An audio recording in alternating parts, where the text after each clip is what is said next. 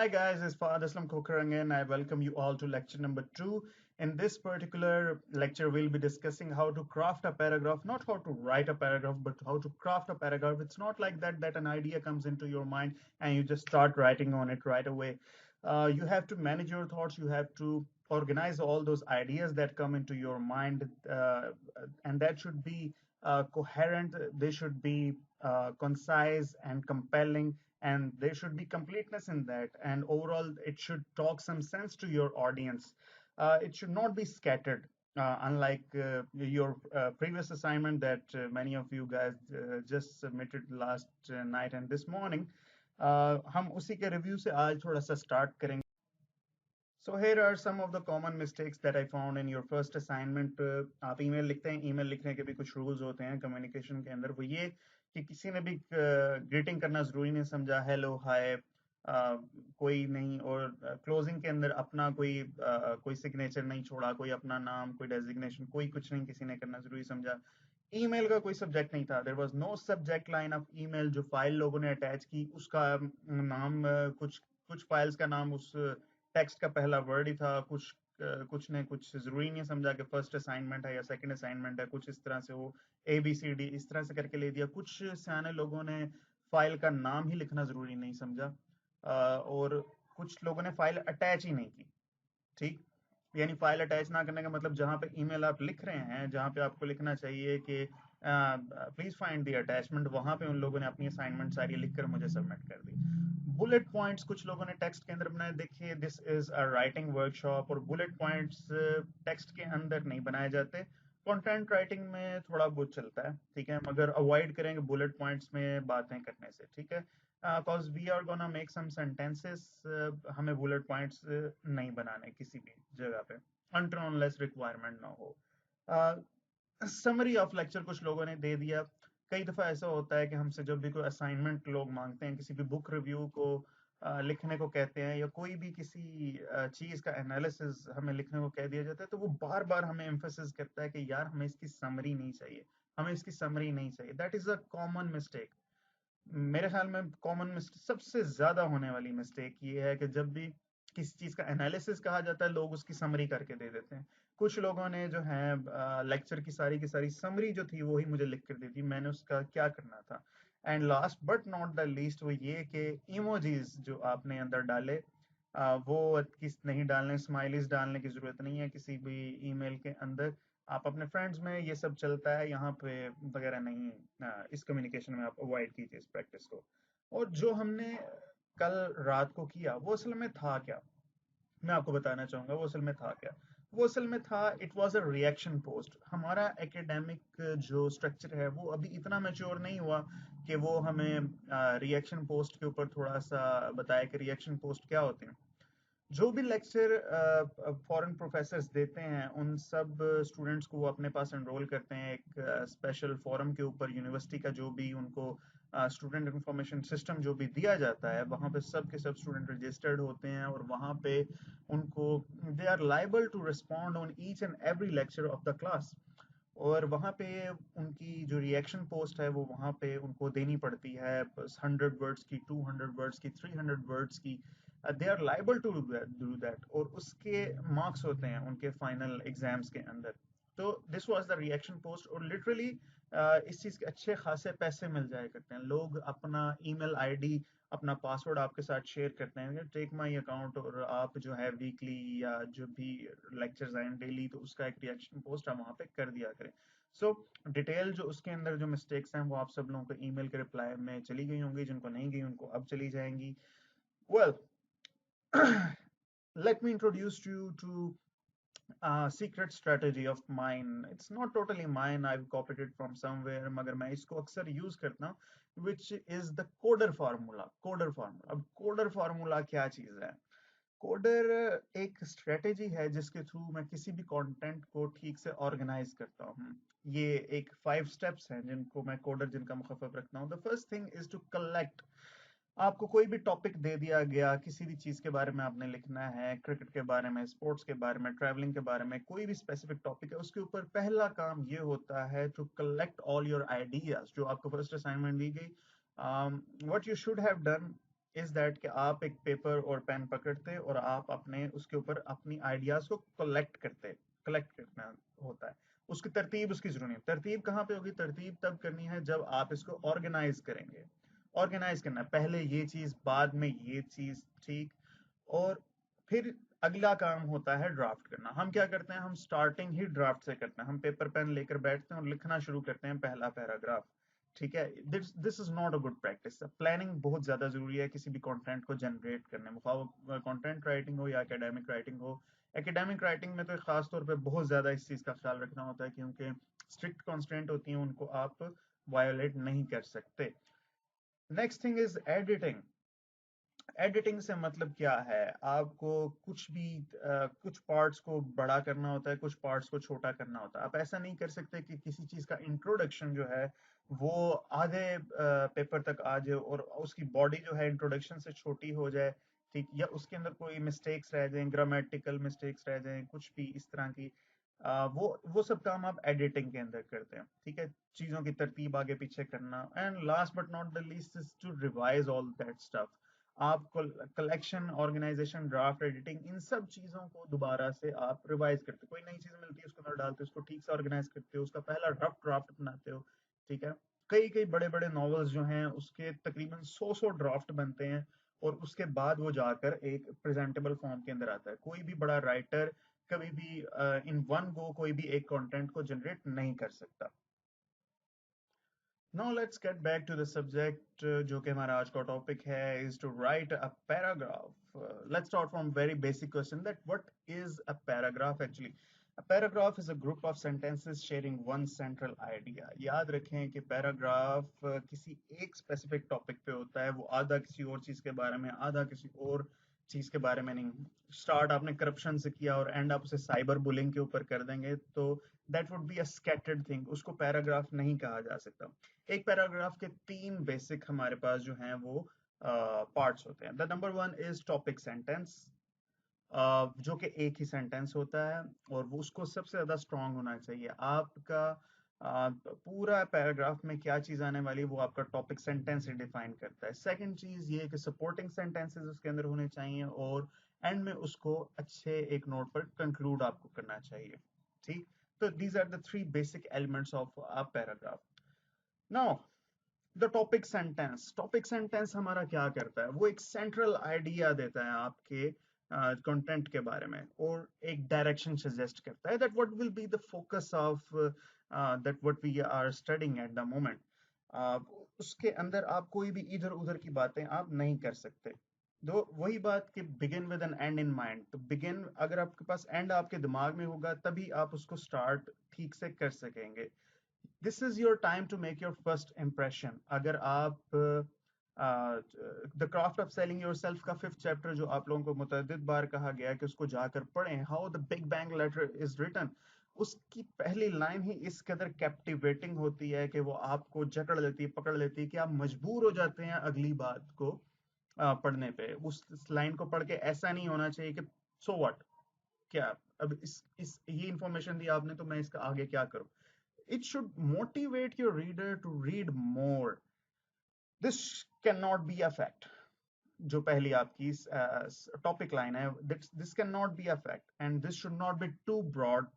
This should not be fragmented कि कोई आधा जुमला आपने लिख के छोड़ दिया, and this should not be written from FPP but TPP. अब ये FPP TPP क्या है? ये कोई दहशतगर्द तंजीमों के मुखफ़फ़ नहीं है। This is the first person's perspective and the third person's perspective. First person perspective क्या है? वो ये कि हम इसके अंदर ऐसी बात, एकेडमिक राइटिंग की कोई भी एलिमेंट, किसी भी राइटिंग के टाइप हो, ख्वाह वो ऐसे हो, पैराग्राफ हो, बिब्लियोग्राफीज हो, लिटरेचर रिव्यू हो, या कोई भी आप आर्गुमेंटेटिव स्टफ लिखें, डिस्क्रिप्टिव स्टफ लिखें, आप कुछ भी लिखें, उसके अंदर आप पर्सनल होकर उसको नहीं लिख सकते। यानी आई फील दिस, ठीक है, या यू फील दिस, ठीक। आई, यू, अस, वी, ये चीजें आपने यूज नहीं करनी होती हैं एकेडमिक राइटिंग के अंदर। This is literally a very bad perspective. आपने क्या करना है? आपने ना सब्जेक्ट बनना है, ना ही आपने ऑब्जेक्ट बनना है, ठीक है। ना ही आप वो काम करने वाले हैं, ना ही आपने शो करना है कि हमारे साथ ये काम हो रहा है। आपने एक थर्ड पर्सन बनना है, इन दोनों चीजों से दूर जाके खड़े होना है, and you have to tell them कि भाई ऐसा नहीं ऐसा है, ऐसा नहीं ऐसा है। I hope you are getting my point. That is the third person perspective. आपको फर्स्ट या सेकंड पर्सन नहीं बनना, you have to strictly adopt the third person perspective. और last but not the least, इसको आपने किसी भी प्रेफेस के स्टाइल में स्टार्ट नहीं करना। प्रेफेस क्या होता है? जो बहुत सी बुक्स के स्टार्ट में प्रेफेस लिखा जाता है, जिसको तमहीद सीधे जुबान में कहते हैं, जिसकी आम मिसाल ये है कि हम स्कूल्स में ये लिखा करते हैं कि इस शेर में शायर के ये कहता है। That is literally a bullshit style. आप लोगों को वो कभी भी अडॉप्ट नहीं करना। That is literally a very very bad practice. No, let's move to some of the topic sentences. The topic sentence की ये कुछ examples हैं, और ऊपर मैंने आपके सामने ये cheat sheet एक provide की है, that it should not be a fact, should not be too broad, should not be incomplete and fragmented, first person perspective, and should not be preface. Okay, let's see all these uh, sentences over here. मैं आपको encourage करूंगा कि आप यहाँ पर थोड़ी देर के लिए इन चारों जो आपके ये सेंटेंसेस हैं इनको देखिए, और वीडियो को पॉज कर दीजिए, और उसको थोड़ी देर के बाद ऑन कीजिए, और फिर आप एनालिसिस कीजिए कि ये टॉपिक सेंटेंसेस अगर किसी पैराग्राफ के स्टार्ट में हो तो ठीक हैं कि नहीं। And your time starts now. Well, I hope you guys must have analysed कि इनमें से कौन कौन सा जो टॉपिक सेंटेंस है या जो स्टार्टिंग सेंटेंस है वो कौन कौन सा वैलिड है और कौन कौन सा नहीं। देखते हैं, पहले को देखते हैं। Let's have a look on the increase ratio of carbon numbers in atmosphere. अब ये वैलिड है कि नहीं है? इसमें पहला जो इशू ये है कि इसमें एक अनाउंसमेंट की गई है कि let's have a look on the increase ratio of carbon numbers. यानी जैसे कोई बंदा लिख नहीं रहा, एक क्लास के सामने प्रेजेंटेशन दे रहा है, कि लोगों के सामने कह रहा है, उनको कह रहा है let's have a look on this. तो it is not a good practice, it is not a valid topic sentence. और इसमें एक और भी मसला है, और वो मसला कहाँ पे है? वो मसला है हमारे ये जो हमारा वर्ड है लेट्स के अंदर हमारा एक इशू है। वो लेट्स के अंदर क्या इशू है? आपको इस चीज को थोड़ा सा सोचना पड़ेगा कि लेट्स क्या है। लेट असल में शॉर्ट फॉर्म है किस चीज की? लेट अस की। तो लेट अस से हमें क्या पता चल रहा है? Let us, this is the first person perspective, जो कि एक डिस्करेज प्रैक्टिस है। So this is a first person perspective, इसलिए भी ये जुमला बिल्कुल गलत है। ठीक, अच्छा। Next thing, Pak China trade contributes 5% to the GDP of Pakistan.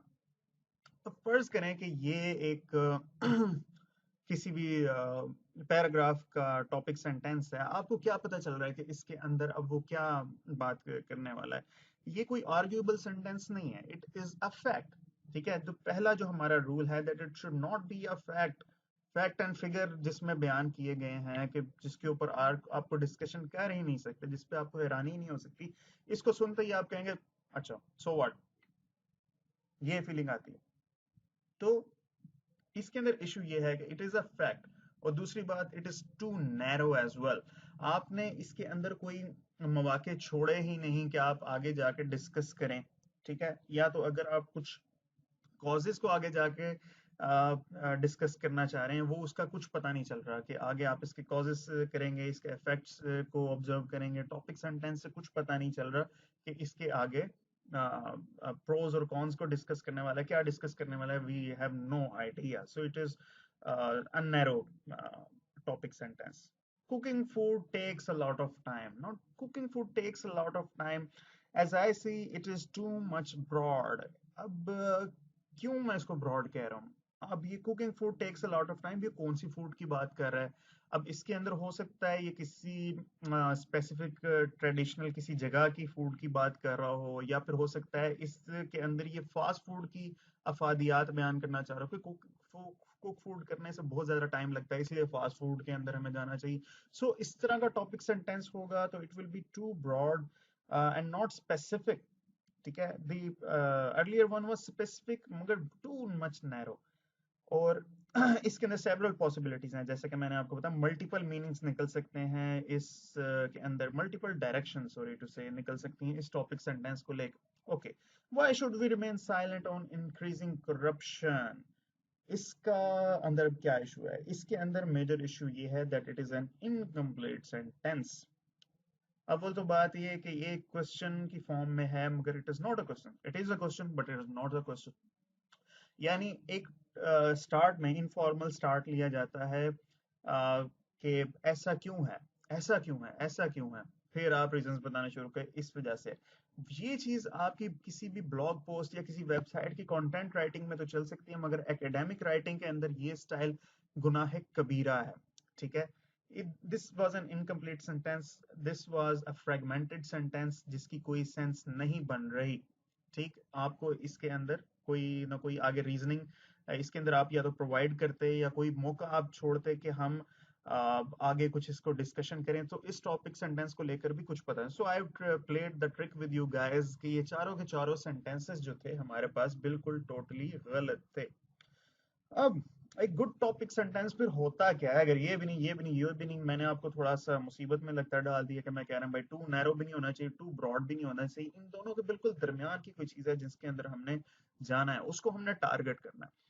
It should clearly introduce the topic paragraph, और इट कुड बी आर्ग्यूएबल, आप इससे एग्री भी कर सकते हैं, इससे डिसएग्री भी कर सकते हैं।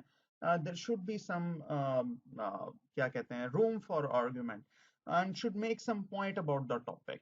आप टॉपिक के बारे में कोई ना कोई बात, इसके अंदर कोई पॉइंट तो हो जिसको लेकर आगे कुछ एक्सपेंड किया जा सके। अगर पहले ही सेंटेंस के अंदर कोई ऐसा टॉपिक ही नहीं है जिसको मजीद एक्सपेंड किया जा सकते, तो आप क्या मतलब पैराग्राफ को कैसे आप लिखेंगे?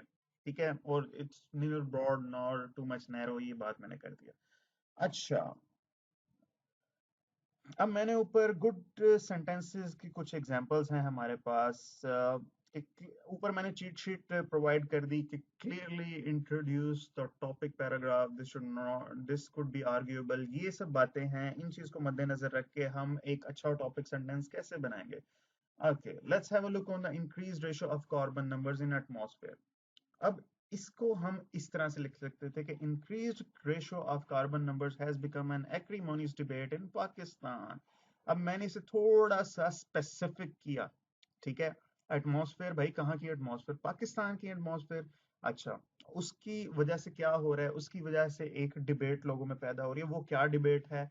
उसको obviously it is a problem, हम इसके आगे कॉजेज अगले बकिया लाइंस में डिस्कस करेंगे या फिर इसके इफेक्ट को डिस्कस करेंगे। इससे पहले की चीजें कॉजेज, के बाद की चीजें इफेक्ट। सो इस तरह का एक टॉपिक सेंटेंस होना चाहिए जो कि ऑडियंस को थोड़ा सा टीज करके छोड़ दे, ताकि वो अगली लाइंस को पढ़ने पर मजबूर हो जाए। ठीक, Pak China contributes 5% to the GDP of Pakistan. अब इसको कैसे हम बेहतर कर सकते हैं? इसको हम बेहतर ऐसे करते हैं कि Pak China trade could contribute more than 5% to the GDP of Pakistan, तो it was a quick fix. ठीक है, that was a fact. The line you read earlier, Pak China contribute 5%, it is a fact. लेकिन अगर मैं कहूं कि it contributes more than 5, it could contribute more than 5%, तो आपके जहन में आएगा कैसे? पहले सेंटेंस को पढ़ के आपका रिएक्शन था सो व्हाट, ठीक है, और दूसरे सेंटेंस को पढ़ के आपका रिएक्शन होगा how.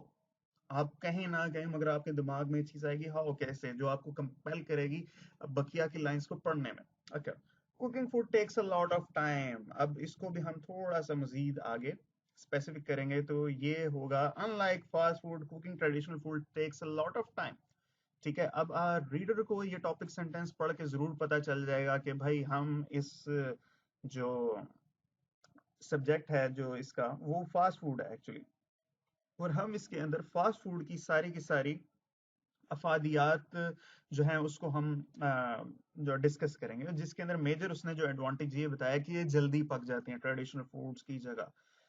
Anyhow, why should we remain silent on increasing corruption? इस तरह के सेंटेंस को किस तरह से मजीद बेटर बना सकते हैं हम? इसका टॉपिक सेंटेंस ये बन सकता है, corruption could become an uncontrollable factor in the third world countries. Third world countries के अंदर करप्शन एक अनकंट्रोलेबल फैक्टर बन सकता है। Once again you will have a feeling कैसे? ठीक है, you will be interested to know कि भाई कैसे ये होगा और मेरे पास क्या रीजंस हैं। ठीक है। Increase corruption is an effect, और मैं इसके अंदर यहाँ पे कुछ कॉजेज दूंगा कि इन इन कॉजेज की वजह से हमारा जो है करप्शन एक uncontrollable factor third world countries के अंदर बन सकता है। So most of the content that we normally generate is based on cause and effect thing. एक कॉज होती है, उसको इफेक्ट हम लेके, या हम एक सेंट्रल चीज लेते हैं, उसके पीछे कॉजेज होती हैं, उसके आगे इफेक्ट्स होते हैं, इन चीजों को हम डिस्कस करते हैं। Anyhow, let's move on. Now, in order to understand how the rest of the paragraph will be crafted, we have to understand two new terms. The one is phrase and the other one is clause. Phrase and clause. ये क्या चीज होती है? पहले हम phrase को discuss करते हैं. Phrase is a group of connected words. Group of connected words वो तो आम सेंटेंस भी होता है, मगर बात ये है इसके अंदर कोई एक ना एक चीज मिसिंग होती है। या तो आपका सब्जेक्ट मिसिंग होता है या फिर आपका वर्ब मिसिंग होता है। अब मैं नहीं चाहता कि हम बहुत ज्यादा प्रोफाउंड ग्रामर के अंदर जाएं, बस इतना आपको जरूर याद होना चाहिए, सब्जेक्ट जो काम कर रहा है, ऑब्जेक्ट जिस पे काम हो रहा है, वर्ब जो काम किया जा रहा है, कम से कम इतनी बात आपको अपने माइंड में रखनी चाहिए।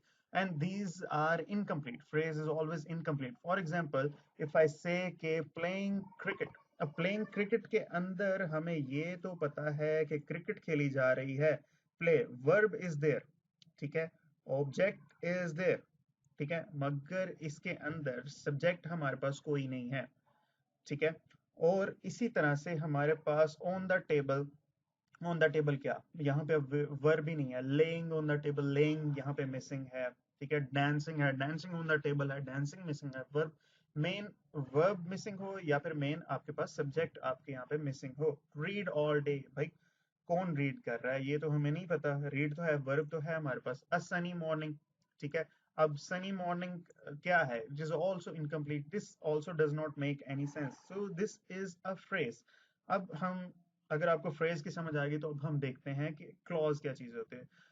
Clause contains the subject and the main verb, बिल्कुल उसका जो है उल्टा हमारे पास आ जाता है कि क्लॉज के अंदर सब्जेक्ट भी होता है और मेन वर्ब भी होता है। और इसकी इसके अभी मजीद हम आगे एग्जांपल्स देखेंगे, मगर इसकी मैं बताना चाहूंगा कि दो डिफरेंट टाइप्स होती हैं। एक होती है इंडिपेंडेंट क्लॉज और एक होती है हमारी डिपेंडेंट क्लॉज। जैसा कि नाम के साथ जाहिर है कि जो इंडिपेंडेंट क्लॉज है वो किसी भी दूसरे बकिया अल्फाजों के ऊपर डिपेंडेंट नहीं होती, इट कैन स्टैंड अलोन। अगर इसको अकेले भी देख लिया जाए तो it will make some sense at least, कि आप उसको देखकर समझ जाएंगे कि आपको आइडिया क्या कम्युनिकेट किया जा रहा है। और डिपेंडेंट क्लॉज जो हैं ऑब्वियसली उनको अगर अकेले अगर वो लिखी हुई आपके सामने हो तो उनको देखकर आपको बिल्कुल भी समझ नहीं आ सकती कि इनका क्या एक्चुअली पर्पस है, क्या एक्चुअली इनका मकसद है। So let's have a look on some of the examples.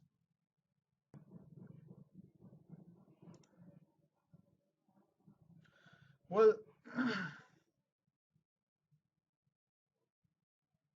well, here are some of the examples of independent and dependent clauses कि वो क्या होती हैं। He enjoys reading books. He enjoys reading books. अब इसको अकेले अगर हम देखें तो हमें समझ आती है कि क्या चीज़ है, ठीक है।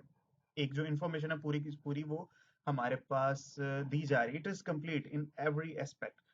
दूसरी, Somalia is the most dangerous country in the world in terms of piracy, in terms of whatever you say, ठीक है। So this is an independent clause कि इसको पढ़कर आपको समझ आ जाती है मतलब क्या है, आपका पूरा जो आइडिया है वो कम्युनिकेट हो जाता है।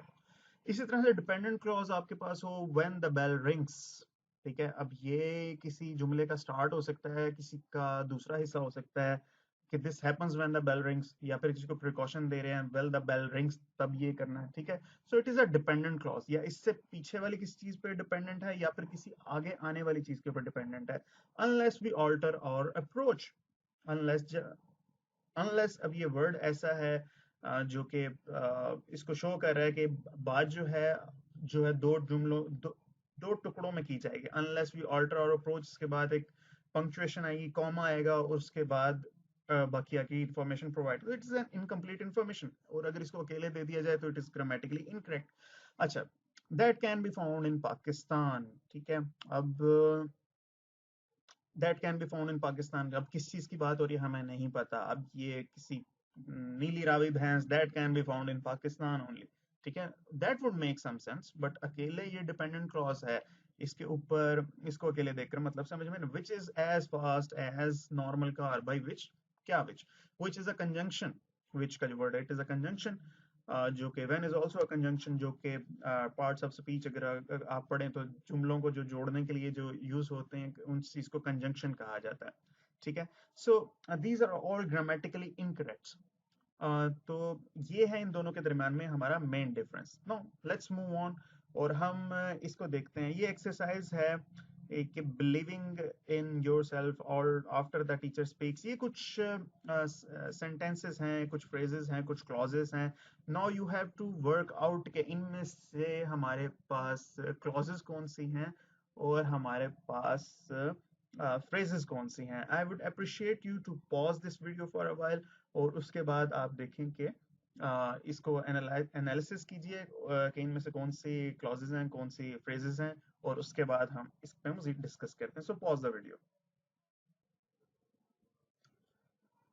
Well, let's move on. देखते हैं कि बिलीविंग इन योरसेल्फ क्या चीज है। इट इज क्लॉज और is it a phrase? Believing yourself अकेले इसका कोई मतलब बनता है या नहीं बनता? इसका अकेले कोई भी मतलब नहीं बनता। इट इज अ फ्रेज, ठीक है। कौन बिलीव कर रहा है? Subject is missing. Okay, after the teacher speaks, इसमें सब्जेक्ट भी मौजूद है, इसका वर्ब भी मौजूद है, तो it is a clause. CEO always comes prepared. अब सीईओ कम्स प्रिपेयर्ड, अब सीईओ है वो आता है, सीईओ सब्जेक्ट भी है और वो आता है, वर्ब भी हमारे पास मौजूद है, तो this is also a clause. Before the match, अब ये अकेले बिफोर द मैच ये कोई भी हमारे पास कंप्लीट इंफॉर्मेशन नहीं दे रहा। इसमें कोई ना तो वो वर्ब है, ना ही इसमें कोई सब्जेक्ट है। So this will be the phrase why Mona Lisa is smiling. अब इस Mona Lisa is a subject and smiling is a verb, so this will be a clause. Okay, her beauty is breathtaking, this is also a clause. अब हम यहाँ पे, अब ये तो हो गया हमारे पास कि कौन कौन सी फ्रेज है और कौन कौन सी हमारे पास क्लॉज है। मगर क्लॉज हमारे पास किस किस कौन कौन सी क्लॉज हमारे पास डिपेंडेंट क्लॉज है और कौन कौन सी हमारे पास इंडिपेंडेंट क्लॉज है। Let's do the same practice again. Stop this video and brainstorm on this matter कि इनमें से कौन कौन सी हमारे पास डिपेंडेंट क्लॉज है और कौन कौन सी इंडिपेंडेंट क्लॉज है। So pause the video.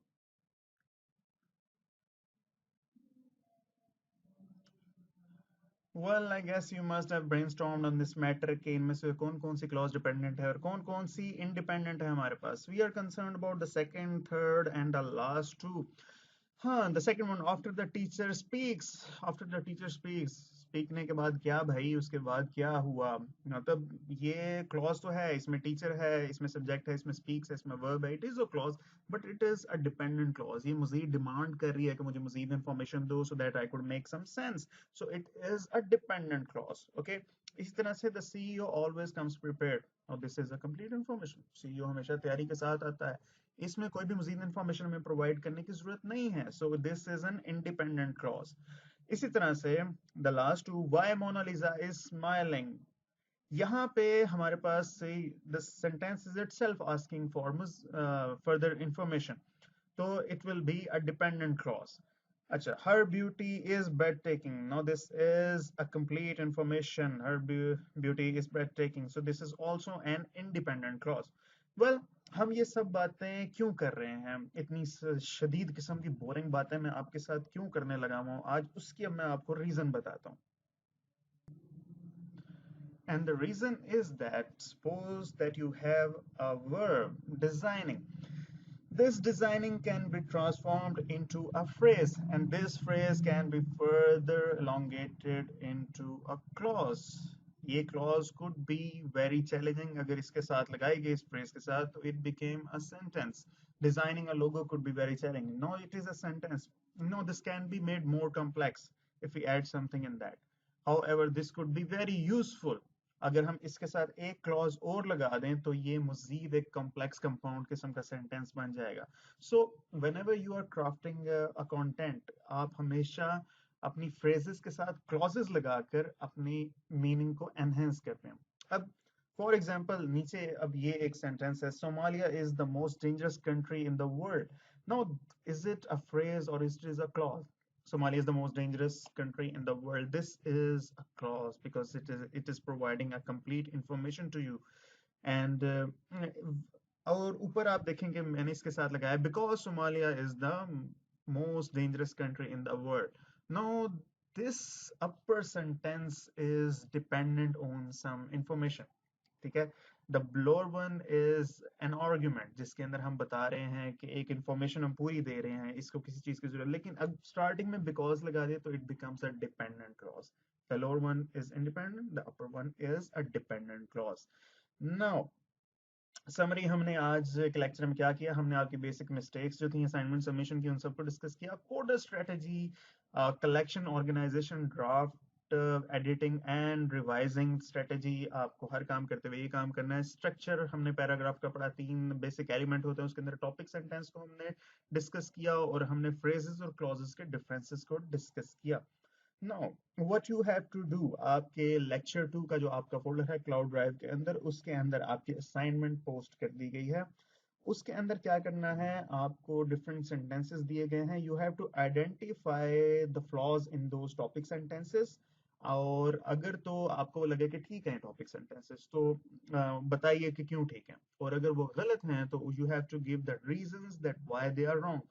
और इतना ही नहीं, आपको रीराइट करके सही सेंटेंस लिखने हैं टॉपिक सेंटेंस के, इसमें से कौन सा टॉपिक सेंटेंसेस ठीक हो सकते हैं. ठीक है. नो, उसके बाद अपने तीसरा काम ये करना है कि उनमें से वो जो 7, 8, 9, 10 जो जितने भी टॉपिक सेंटेंसेस वहां पे दिए गए हैं, उनमें जो भी आप एक अपना क्रिएट किया हुआ टॉपिक सेंटेंस उठाइए और उसके ऊपर एक छोटा सा 200 वर्ड्स का पैराग्राफ लिखिए. ठीक है, and submit that to me. और इतना ही नहीं, आपको वो पैराग्राफ लिखने के बाद उसमें आइडेंटिफाई कीजिए कि उसमें से फ्रेजेस कौन सी हैं, क्लॉजेस कौन सी हैं अपने रिटर्न वर्क के अंदर. आपको लिखते हुए जब आप ये शायद आपके दिमाग में आने लग जाए, या फिर आप दोबारा से जब अपने लिखे हुए कंटेंट को चेक करेंगे तो आपको मजीद पता चलेगा कि फ्रेजेस और क्लॉजेस क्या होती हैं, उनका यूजेज क्या होता है. Well, that is all for today. Sweet dreams and good night. दुआओं में याद रखिए, और किसी भी किस्म का इशू हो तो don't forget to call me. Thank you very much.